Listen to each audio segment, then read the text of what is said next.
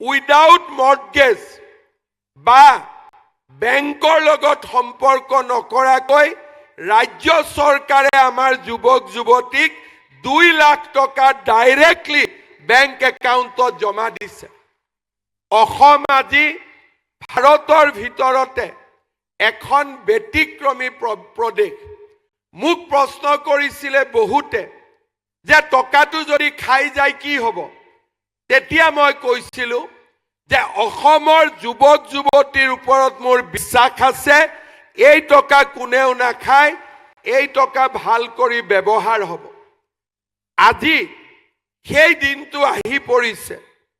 25,000 যুৱক যুৱতীৰ 12,976 গৰাকীয়ে আজি দ্বিতীয় আৰু তৃতীয় অৰ্থাৎ 75,000, 25,000 আৰু 1 লাখ টকাৰ বাবে আজি যোগ্যতা অৰ্জন কৰিছে।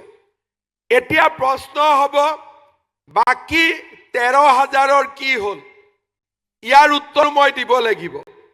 প্ৰথম, এই সময়ছোৱাত আবেদনত মই লিখিলোঁ যে মই গৰু কিনিম, গাখীৰৰ ব্যৱসায় কৰিম, কিন্তু টকাটো পোৱাৰ পিছত মই খুলিলোঁ গেলামালৰ দোকান বা মই খুলিলোঁ ব্ৰইলাৰ ফাৰ্ম। কাগজত খেলি মেলি হ'ল, সেইকাৰণে তেওঁলোক আজি ইয়াত আহিব পৰা নাই। মই উদ্যোগ বিভাগক অনুৰোধ কৰিম যে এটা আমি সুযোগ দিব লাগে যে পুৰণা ট্ৰেডৰ জাগাত নতুন ট্ৰেডটো লিখিবৰ কাৰণে, যাতে আজি নহা যুৱক যুৱতীসকলেও এটা সুযোগ পায়। আজি যি যুৱক যুৱতীসকলে দ্বিতীয় কিস্তি ইয়াত পোৱা নাই, তেওঁলোকক আমি 90 দিনৰ আৰু সুযোগ দিম।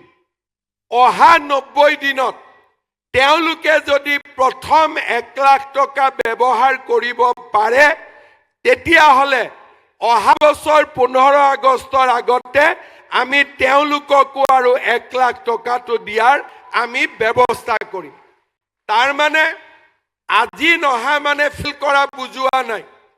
আজি নহা মানে 60 নম্বৰ পাব লাগে, আমি 50 পাইছোঁ, আৰু কষ্ট কৰিলে আমি 10 নম্বৰ পাব পাৰিম। হয়তো আজি 13,000 পালে, বাকী সকলে 3 মাহ দেৰিকৈ পাব। আপুনি বিচৰা বাতৰি পাব কেৱল নিউজ 18 এপত। নিউজ 18 এপ ডাউনলোড কৰিবলৈ স্কেন কৰক এই QR কোড।